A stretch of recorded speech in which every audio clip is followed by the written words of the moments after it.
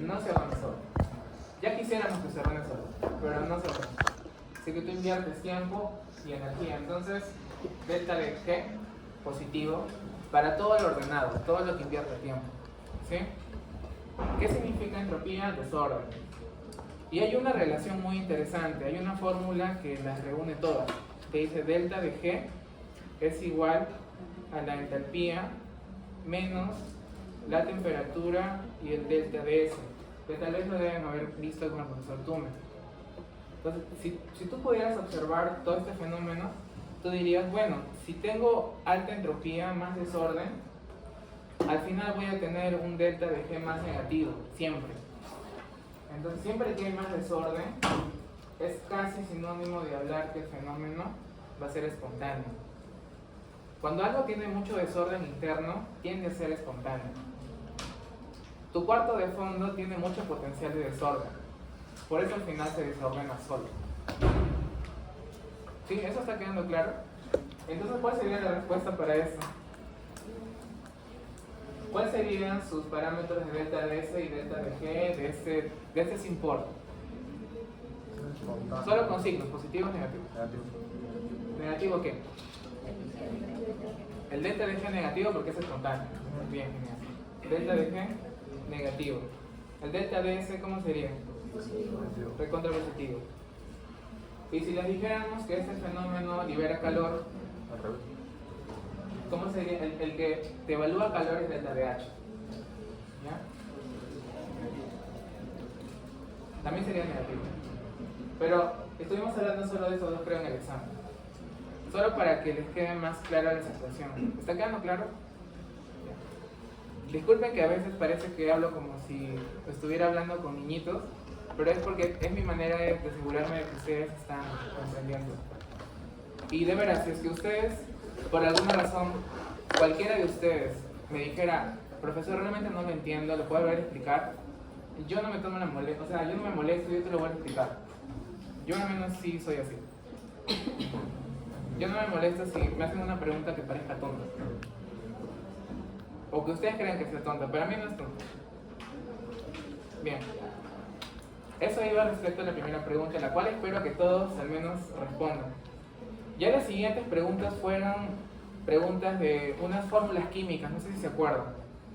Había una fórmula química que tenía un hierro de fondo, que era prácticamente la zona activa de la catalasa.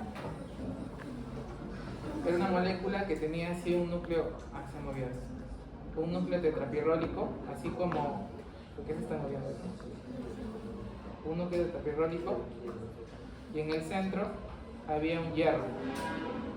Y solo se tenía que fijar en ese hierro, porque ese hierro estaba en 3 y después se transformaba a hierro 4. Y solo les preguntaba qué clase de enzima es y qué fenómeno hay internamente. Si es una enzima que el hierro lo va cambiando, ¿dónde la clasificarían como enzima? Óxido reductasa, o sea, de clase 1. ¿Y qué fenómeno se observa? ¿De oxidación o reducción? Oxidación. Era todo lo que tenían que responder en esa pregunta. O sea que tal vez tuvieron alguna confusión ahí. La siguiente hablaba de NAD. Decía que había una molécula de NAD, NADH, más un protón, así. Y al otro lado pasaba a volverse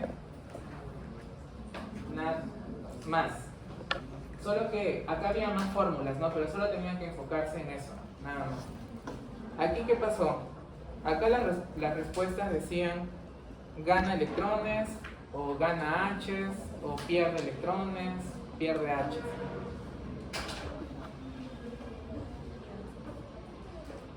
Bueno, ninguna de las opciones que decía H's era correcta. Así que solo tendrían que jugar con los electrones. Entonces la pregunta sería, ¿qué está pasando acá? ¿Gana o pierde electrones? Ya, pierde electrones porque pierde hidrógenos también, ¿no? Y ahí se van los electrones. Entonces, ¿cuántos electrones está perdiendo? 2 electrones. Ya es correcto, ¿no? ¿Por qué? Primero, ¿quién tiene los electrones? Lo tiene el NADH, porque este H más no tiene electrones. Ahora, si tú retiras de este NADH el H, el H se está llevando un electrón más un protón. Y si a ese NAD lo vuelves NAD más, le estás quitando un electrón más para volverlo más. Y ya eran 2 electrones. Bien. Bueno, la siguiente pregunta hablaba de agente oxidante, agente reductor. Y ustedes al toque deberían pensar que los aldehídos son reductores, ¿no? Entonces ahí la respuesta era que el aldehído es un agente reductor. O sea, había un aldehído y había cobre, o sea, era así. Había cobre 2 más un aldehído, que es una molécula con mucho. Entonces aquí ustedes ya de frente, los metales son los oxidantes. El otro es el agente reductor. Entonces ahí la respuesta era que el aldehído era un agente reductor. Por ejemplo. Pregunto, en esas primeros 4 o 5 preguntas, ¿ustedes tuvieron dificultades? Porque hay algunas que eran como para pensar un poquito más, ¿no? Bien. Ahora, estas son preguntas que ya colindan con el tema del profesor Tume. Yo trato de hacer esto para ver cómo queda eso también, porque sé que el profesor Tume explica muy bien, pero también sus temas son un poco complejos. Pregunta, ¿entendieron el tema de inhibidores enzimáticos? Esa es fija porque el examen nacional de medicina carga muchas preguntas de enzimas. Para que no vean que miento. Ustedes van a dar el famoso examen nacional de ciencias básicas, que yo no lo di en mi tiempo porque no había eso. Me hubiera gustado darlo. A ver. Examen.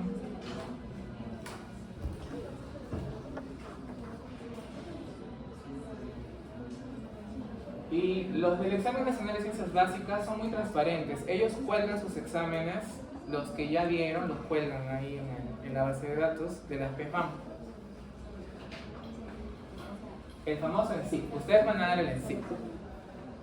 Procesos anteriores. Vamos a ver procesos anteriores. 2024. El piloto. Ese fue el primer intento, 2021. Yo ya estaba ya un año antes del internado. Vamos a ver, consulte, publicación del examen en sí.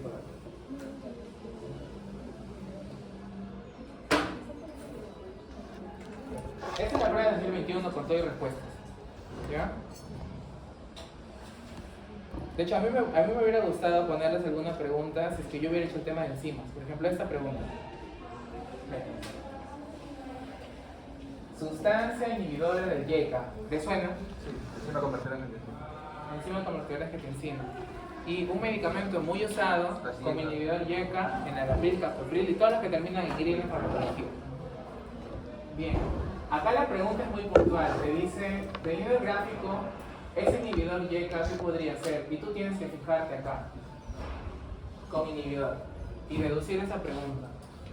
¿Tú te sientes en la capacidad de resolverlo? ¿No? Porque a mis alumnos el año pasado sí. Yo les hice muchas preguntas de estas y cuando les presenté la del examen me dijeron, entonces era así nomás. Y la verdad es, les diré, todas las preguntas en sí, cualquier pregunta es muy sencilla, solo que tienen que encontrar la lógica detrás de la pregunta. Les parece complejo porque no entienden la lógica para poder responderlo.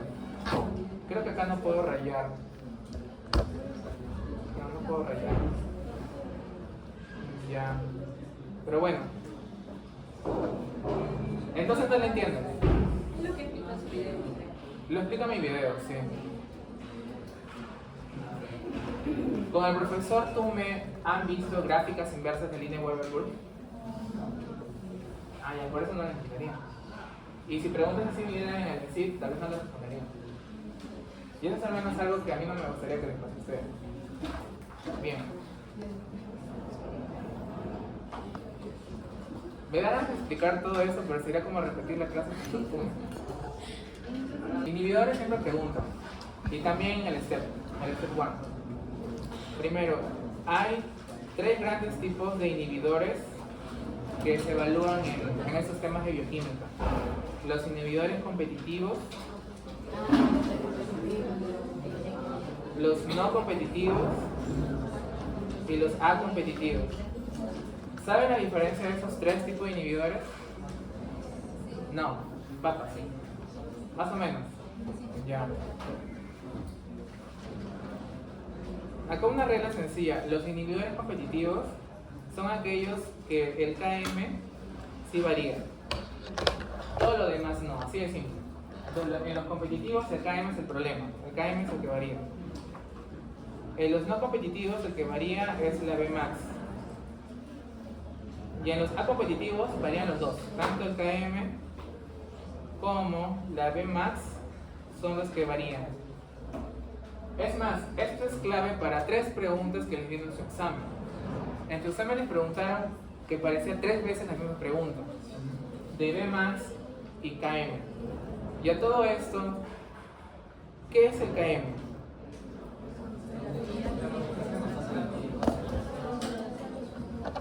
Es una concentración de sustrato a la cual se alcanza la mitad de la velocidad máxima. Pero en Cristiano Adventista, ¿qué es el KM? Nos indica la afinidad que tiene el sustrato por la enzima. Mientras más pequeño sea el KM o más chiquito, más afinidad. ¿Ya? ¿Y qué es el Vmax? Es la velocidad máxima que puede, o sea, la potencia máxima que pudiera alcanzar esa enzima. ¿Ya? Entonces, si en tu gráfica, ya sea el que vimos antes, en tu gráfica de Lineweaver-Burk o la normal de Michaelis y Menten, tú ves KM que varía, estás ante un posible inhibidor competitivo. Así de simple. Y eso es la premisa que hubo en esa pregunta en el examen. Si estás ante una enzima donde varía el Vmax, pero el KM no varía, no competitivo. Si ambos varían, estás ante un fenómeno acompetitivo. Así de simple es la lógica para esas 3 preguntas, las cuales espero hayan respondido todos bien. Y si no, sepan ustedes que tal vez venga más adelante si más de la mitad no lo ha respondido, pero ya lo saben, para que no pierdan puntos. Otra fija para los siguientes exámenes. Es probable que la mayoría, siempre damos por hecho que la mayoría no sabe hacer cálculos. Si más de la mitad no ha hecho los cálculos de molaridad, va a seguir viniendo. Así que practiquen sus cálculos de molaridad, va a ser un punto fijo. Y si ya lo sabes hacer, pues tienes tu punto asegurado. Bien. Ahora vayamos a la dichosa gráfica de Lineweaver-Burk, que es una gráfica bien confusa al inicio.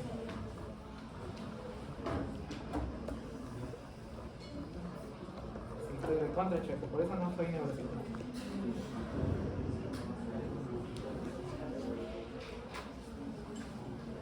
En la gráfica de Lineweaver-Burk se llama la gráfica de las inversas. Todo está al revés. Es el mundo al revés. ¿Se acuerdan ustedes en la gráfica normal para dónde se iba el Vmax? ¿Para dónde se iba en el eje de las Y? Mientras más arriba, mayor velocidad. Pero si estoy en el mundo al revés, entonces Vmax sería para abajo. En la gráfica de Lineweaver-Burk, si te vas más abajo, tienes mayor velocidad. ¿Ya? ¿Sí se entiende? ¿Y cómo se representa en la gráfica? Es la inversa del Vmax. Es la inversa del Vmax. ¿Ya? ¿Abajo qué sería? Abajo normalmente era el sustrato. Pero si es el mundo al revés, ahora sería la inversa del sustrato. Y con eso se trabaja. Vamos a poner gráficas de ejemplo. Tenemos una así y otra que es así. Tocho. ¿No? Ya. Intenté tener este punto en común.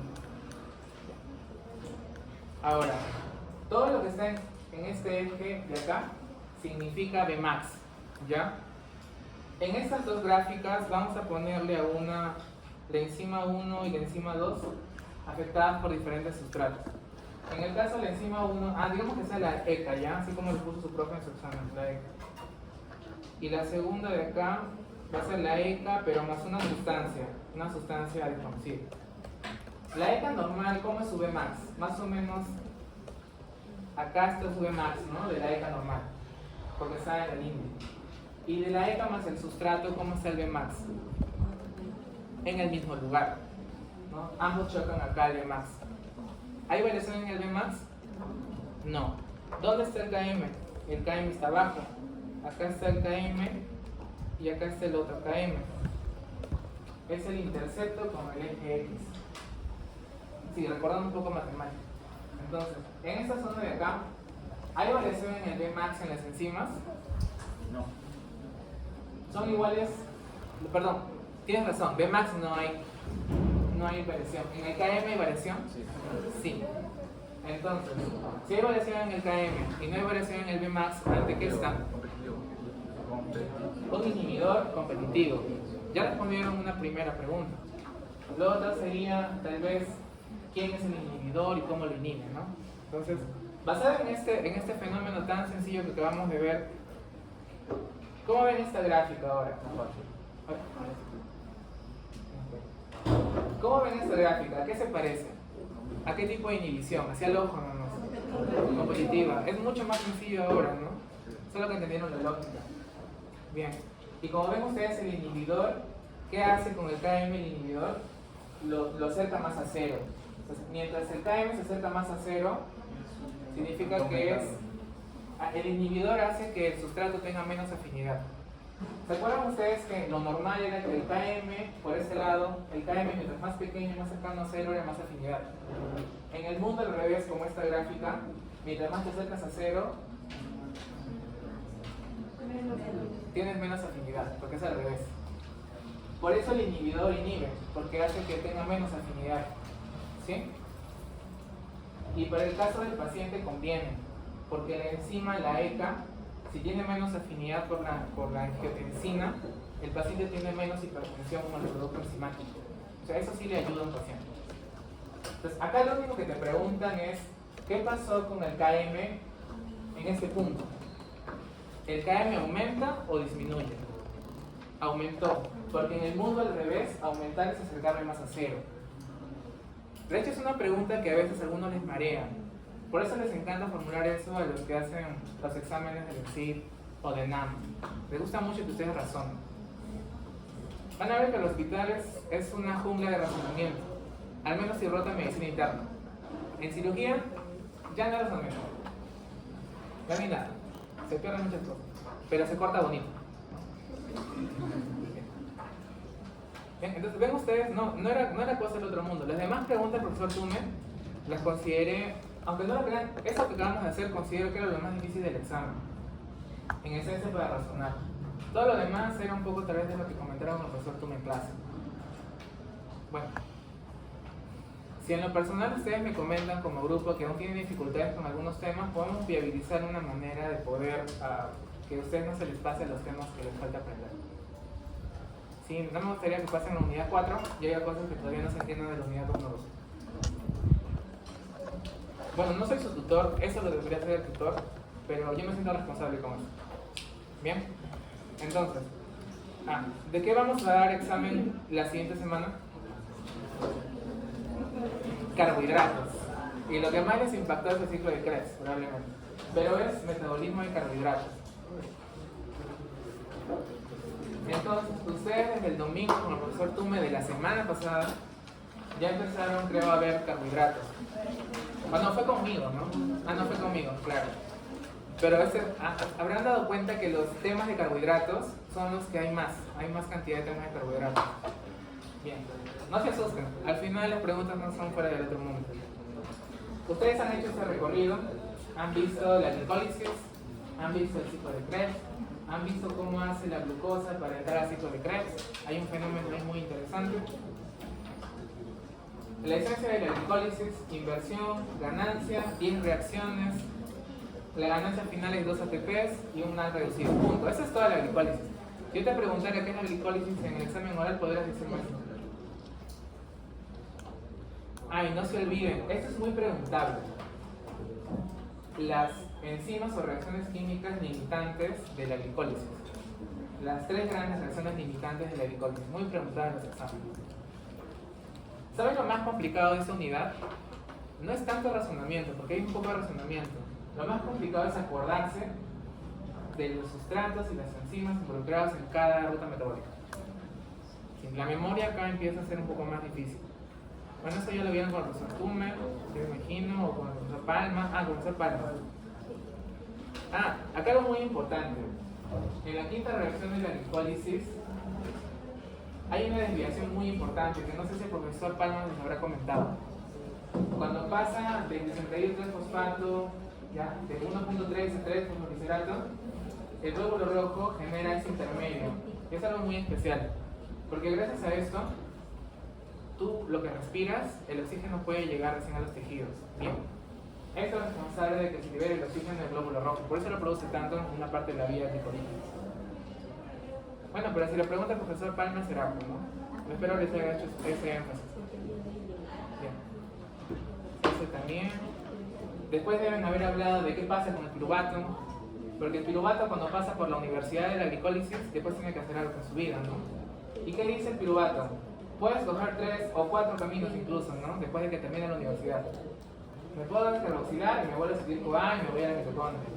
O me carboxilo, una carboxilación de piruvato y me voy a la vía del gluconeogenético. O me reduzco al lactato, o sea, me fermento y puedo usarme como energía. O me puedo reducir a etanol y estamos felices con un poco de alcohol, ¿no? Entonces, ya depende. Depende de qué quiera hacer el piruvato. Eso normalmente hacen las bacterias. Las bacterias fermentadoras producen mucho etanol de lo que uno puede consumir carbohidratos. Tal vez estés pensando ahora, bueno, tengo mucha hambre, todo el día me lo paso estudiando, y es un examen complicado, y ahora me merezco un chico central. Ten en cuenta de que si tú sobrepasas la carga de carbohidratos, hay una cantidad de carbohidratos que no vas a absorber. Esos carbohidratos que no absorbes, tus organismos intestinales lo van a aprovechar y lo van a fermentar a etanol. Puedes producir una gran carga de alcohol producto de consumir mucho carbo. Y más si lo combinas con fruta. Muy mala combinación, no se combina fruta con alimentos, porque produces mucha fermentación alcohólica de tus organismos. A tus bacterias les encanta que tú combines la fruta con la comida, porque producen mucho etanol. Hasta podría salir positivo en una prueba de alcoholemia, si se te la hicieran, solo por combinar mal. Yo recuerdo que tenía un paciente allá en la posta, en Chosica, donde hice serum. Su mamá lo traía porque decía que le dolía acá, constantemente le dolía el hígado, aunque ya saben que no duele el hígado, duele la cápsula, ¿no? Que rodea el hígado. Y yo le preguntaba a la señora por qué, porque era un paciente que no era mío, era un paciente del anterior serumista, pero de vez en cuando venía esa señora con su hijito. Y era una señora muy sobreprotectora. O sea, su hijito pues tenía, ¿qué? 22 años. Y lo traía de la manita. Si no venía con la mamá, no venía. Y él decía, doctor, ¿por qué mi hijo tiene el hígado inflamado? Porque me traía sus exámenes de laboratorio y su ecografía, y uno las ve con ecografía, laboratorio, y dice, evidentemente acá hay hígado graso. La ecografía me decía hígado graso, y los marcadores de laboratorio me decían que está inflamado. Ustedes van a aprender a medir esos marcadores acá en la práctica. Creo que la siguiente semana van a medir con las amenazas para ver hígado. Pero ustedes van a sacar la muestra y ustedes lo van a medir, por si acaso. Vamos a empezar una redada desde mañana. Vamos a empezar a sacar muestras, pero a partir de la siguiente semana ustedes van a empezar a sacar muestras. Así que van a tener que aprender a la mala, van a tener que practicar. Y comentarles, quien saque buena muestra se puede ganar puntos para el examen práctico. Así que mañana vamos a hacer una práctica para que vean cómo se extraen, y ya ustedes después, si lo hacen chévere, le damos punto al que dona el brazo y al que saca la muestra. Tienen que seguir bien. Bien. Para terminar de contar la historia del amigo, yo no entendía por qué tenía hígado graso, porque eso es muy común en personas que consumen bebidas alcohólicas. Es muy común el hígado graso en los que toman alcohol. Pero yo le pregunté a la señora, ¿su hijo toma bebidas alcohólicas? Y yo lo miré, toma bebidas alcohólicas, aunque sea un poquito, tal vez, que los pacientes son bien chistosos. Tú les preguntas, ¿consume alcohol? No, bueno, sí, a veces, fines de semana, o interdiario. ¿Y cuánto consume? Así 5 vasitos, o 3 botellas, ¿no? Tú caes en cuenta de que minimizan algo que es tan importante. La OMS declaró de que ningún nivel de alcohol es saludable para ningún ser humano. No se debería consumir alcohol. pero sí tienes alcohol en sangre, todos tienen alcohol, todos tienen un poco de alcohol en sangre, producto de la bacteria. Entonces yo no entendía por qué tenía hígado graso alguien que no consume alcohol. Y trataba de hacer relaciones, le pregunté muchas cosas, si había tenido hepatitis, si había tenido alguna infección, un montón de cosas, o si estaba expuesto a algún tipo de contaminante ambiental, si venía de Cerro de Pasco, si venía... Descarté un montón de cosas incluso familiares, o si había en la familia alguien con problemas hepáticos, porque a veces hay problemas familiares que generan hígado graso. No, demasiado raro. Yo decía, no me puedo ir a la consulta sin, o sea, no se puede salir de acá sin que sepamos algo de qué está pasando. O sea, no le puedo dejar salir con la duda. Y le hice la pregunta, así tan inocente, ¿y cómo es su consumo de frutas? Uy, no, y él habló, no habló su mamá. Yo como fruta todo el día, tenemos una frutería. Yo consumo mi ensalada de frutas así en la mañana, después del almuerzo, y en la noche un montón de plátano, mango, combina todas las frutas. Conocidas y desconocidas por el ser humano las combinaban en su plato y las comían. Y yo hice cuentas. Ya, ¿sabe qué, señora? El problema es la fruta. ¿Qué? Pero si la fruta es tan saludable. Sí, señora, en otros países, aquí, en otros países que dicen 5 raciones de fruta al día. Acá yo recomendaría una máximo ración de fruta al día, porque comemos tanto carbohidrato, todo tiene papa, arroz, tallarín, yuca y demás, y más carbo en la fruta, más azúcares, pobre hígado. Y sí, señora, el problema es que hay tanta fruta, y le expliqué, ¿no?, que hay organismos en el intestino que transforman el mango que come su hijo en alcohol, y su hijo se está alcoholizando sin que usted lo sepa. Y producto de eso es el hígado graso que ve usted. Está en grado 1, pero tal vez de acá a un mes se transforme a grado 2. O sea, tratar de meterle miedo, ¿no? ¿Qué vamos a hacer? Señora, hay que reducir el consumo de frutos. Mínimo 1 o 2 raciones al día. Y también que sea 3 horas antes o después de cualquier comida, porque si lo haces en menos intervalo, generas más fermentación. Cosas básicas de alimentación que no nos dicen. Ya después a la señora la vi casi finalizando el serum. El hígado graso en la ecografía parecía similar, pero ya los marcadores inflamatorios habían bajado, lo que significa de que ya estaba funcionando un poco, pero faltaba que sea más constante. Tal vez me mintieron, tal vez seguía comiendo escondidos, tal vez hubiera sido mejor si hubiera sido radical. Es que yo noté un patrón muy interesante. El aguaguita de 22 años, como ustedes comentan, tenía síndrome de mamitis total. Era mamita, que no sé qué, y la mamá era como que ya hijito, y que como sentía todo.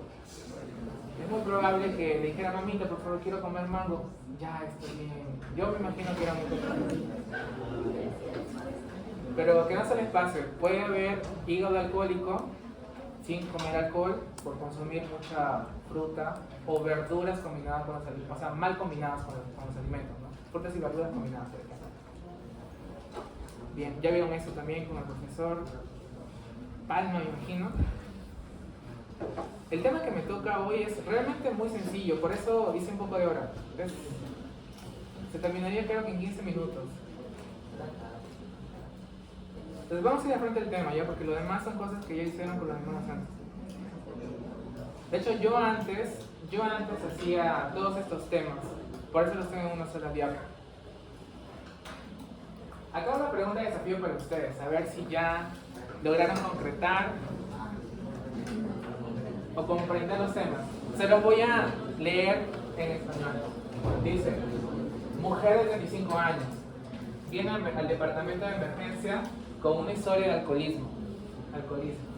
Ella presenta respiración corta, o sea, viene así, respirando muy corto, y dolor en el pecho. O sea, aparte de que está respirando mucho, le duele mucho el pecho. Dice, los test de laboratorio incrementan los niveles de lactato, o sea, el lactato está por las nubes, el ácido láctico ya está por las nubes. ¿Cuál de los siguientes mecanismos es más probable sea responsable de la elevación del lactato en este paciente? ¿Cuál responderían ustedes? ¿El ciclo de Krebs está mal? O sea, el ciclo de ácido cítrico está mal. Defecto en la fosforilación oxidativa, o sea, en la mitocondria. Reducción de la absorción de glucosa. Reducción de la actividad de la piruvato deshidrogenasa. Secreción aumentada de glucagón. Claro. Un minuto, claro.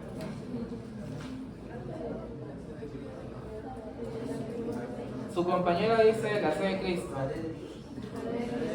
y la D de Dios. Entonces, les diré que en esta ocasión es la D de Dios.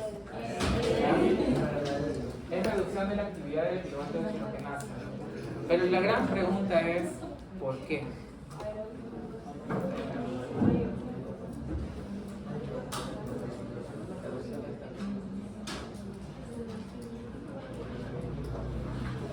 ¿Por qué la reducción de la PDH con la piruvato de tirogenasa?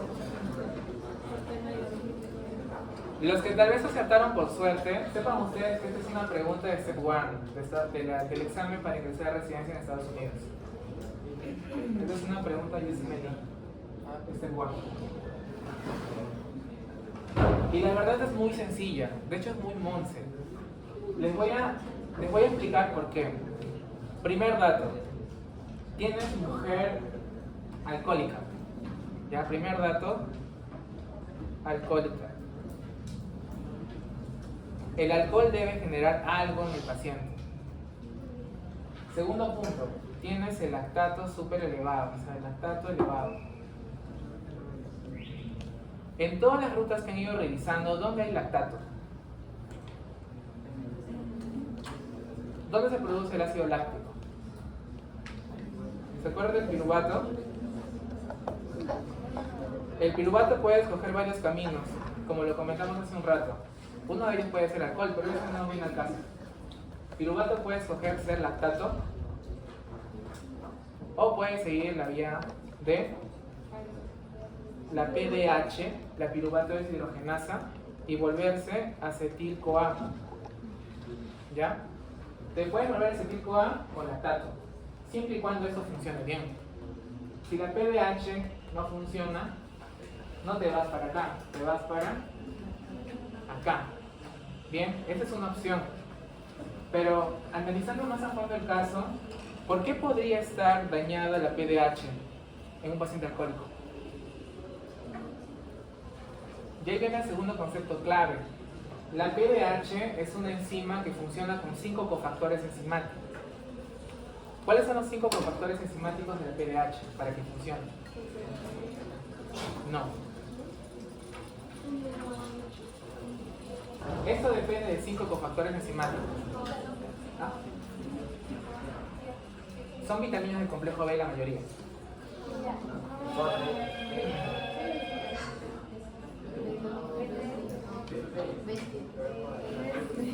Ajá. Por ahí dijeron B2, riboflavina sí, B3, ¿ya? B1 también. ¿Qué más? B5, muy bien. ¿Y qué más? Falta uno más. Ácido lipoico. Esa no es vitamina del complejo B. Son 5 cofactores que hacen que la PDH funcione. Y sepan ustedes que los alcohólicos suelen tener... El alcohol consume la B1. El alcohol hace que la B1 se degrade rápido en las personas. Y si la B1 no está, ¿funciona la PDH? No, porque es un cofactor de la coenzima. La coenzima no funciona si no están todos los cofactores. Entonces, a los alcohólicos, ¿qué les puede pasar? Aumento del lactato en grandes cantidades porque no hay esto, porque se bloquea esto. Pregunta, si tuvieras un alcohólico que está como la paciente, ¿qué tratamiento le darías sabiendo este problema? ¿Ah? Vitamina B, B1, porque lo demás sí tienen, el problema es con la B1. Ya han deducido un tratamiento para un alcohólico simplemente por lógica bioquímica, nada más. Y es lo que le damos a los alcohólicos. Cuando llegan a la emergencia, lo hidratas, le das tiamina, que es B1. Porque ya sabes que eso le va a ayudar a recuperar su PDH, que está reducido, enzimáticamente hablando. Acá una anécdota que no es mía, que no es de un maestro.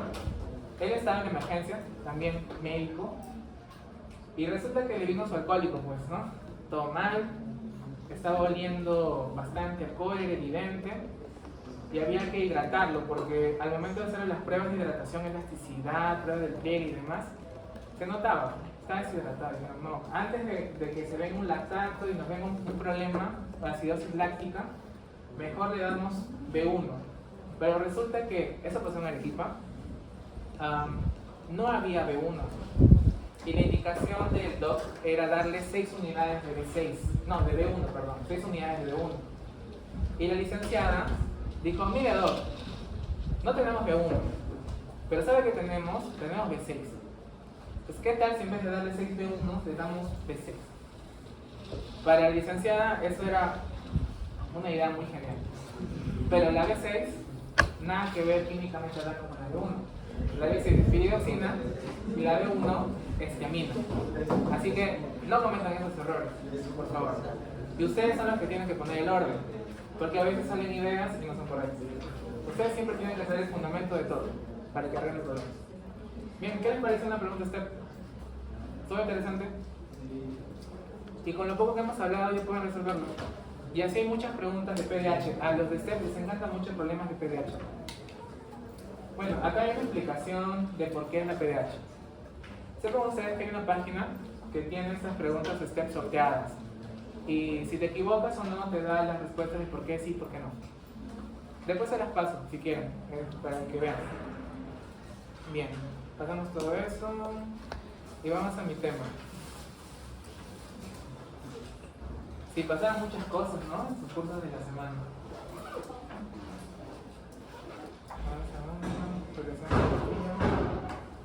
¿Con quién hicieron el tema de fosforilación oxidativa? Profesor Palma. O sea, de mitocondria. Ah, ya. Bueno, yo trato de tener... Esto para mí es un buen resumen. Si gustan, lo pueden chequear, ¿no? Bien. Entonces, mi tema empieza acá. Si bien ustedes han visto todo el recorrido de la glucosa, lo que no han visto es todos los caminos que puede coger una glucosa. De hecho, cuando la glucosa ingresa a una célula, pongamos un ejemplo, una célula muscular. ¿Cómo ingresa la glucosa a una célula muscular? ¿Gracias a qué transportador? Principalmente el GLUT4, aunque no es el único. Pero el GLUT4 depende de una hormona, la insulina, que los diabéticos no tienen. Una vez que la glucosa ingresa por el GLUT4 es un uniport de glucosa. ¿Qué pasa con la glucosa dentro de la célula? Se fosforila a glucosa 6-fosfato. ¿Por qué se fosforila? Porque así ya no la puedes regresar. Así la amarras dentro de la célula. Y la glucosa puede escoger varios caminos. Dice, me voy a la glicólisis. O me voy a hacer glucógeno, tal vez. Pero también puede escoger el camino de la pentosas fosfato, lo que vamos a ver hoy día. Entonces tenemos una glucosa, 3 caminos, ¿no? Una glucosa, 3 caminos. Pentosas, glicólisis o glucógeno para formar glucógeno. Este es el resumen de la vía de las pentosas. ¿Dónde sucede la vía de las pentosas? En el citosol, así como la glicólisis. ¿Dónde es importante? Muy aparte del hígado, glándula mamaria, corteza adrenal, también el glóbulo rojo. Eso no lo puse, también el glóbulo rojo. En la vía de las pentosas, ¿hay consumo de ATP? No, no hay consumo de ATP, pero tampoco produce ATP. Tiene dos grandes etapas, la vía o fase oxidativa y la fase no oxidativa. Acá lo coloqué, pero en la fase oxidativa, lo más importante es producir una sustancia que se llama NAD. Acá está mal. Es NADPH. Se produce. ¿Se acordarán ustedes que existen NADH y NADPH? El NADPH se produce en la fase oxidativa de la vía de las pentosas fosfato. Y eso es algo muy importante, porque el NADPH es el encargado de que la glutatión reductasa funcione. Si la glutatión reductasa funciona, significa que hace que el glutatión esté reducido, o sea, esté activo. Entonces depende de esa vía que la glutatión funcione bien. La fase no oxidativa, lo más importante es que se produce ribosa 5-fosfato, porque eso ayuda a formar ADN. Así que esta vía produce azúcares para formar ADN y también NADPH que ayuda a formar glutatión. ¿Ya? Bueno, dos fases. La primera, que es oxidativa, es irreversible. Y la segunda etapa puede ser reversible. Eso es prácticamente lo único esencial de vida del pentoso fosfato. Solo me toca presentárselos un poco en gráficos nomás. Tenemos acá la glucosa y fosfato. Dijimos que puedes coger 3 caminos. ¿Se acuerdan cuáles eran los 3 caminos? Glicólisis, y va para abajo, glicólisis, glucogénesis, glucógeno, y vía de las pentosas, que es lo que estamos viendo. La vía de las pentosas tenía 2 grandes fases. La fase oxidativa. En la fase oxidativa, ¿a cuál de las dos era reversible o irreversible? Oxidativa irreversible y no oxidativa reversible. ¿Cuál es lo más importante de la fase oxidativa? Producir esto, NADPH. ¿Por qué el NADPH es importante para el glutatión? Pero también para formar ácidos grasos y colesterol. O sea que si no hay NADPH no formas colesterol, tampoco ácidos grasos. ¿Y para qué servía más que nada la fase no oxidativa? Ribosa 5-fosfato. Para formar ribosa 5-fosfato, porque esa ribosa forma los nucleótidos, que es las cadenas de ADN, internamente, para formar ADN. Bien. Este es el detalle interno. Obviamente, de mi parte no voy a pedir que se memoricen